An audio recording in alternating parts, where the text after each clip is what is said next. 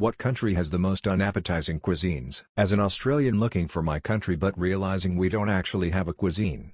We just steal the best from others.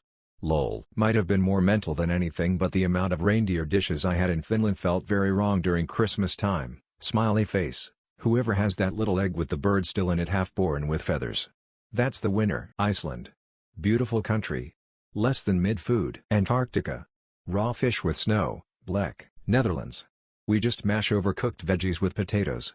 On the other hand, we also do have some good deep-fried snacks and nice cookies. All the haters saying US like they never had barbecue or southern cuisine. Sentinel Island. The colder the country, the worse the cuisine. The Costa Rican food I experienced was rather dull and monotonous.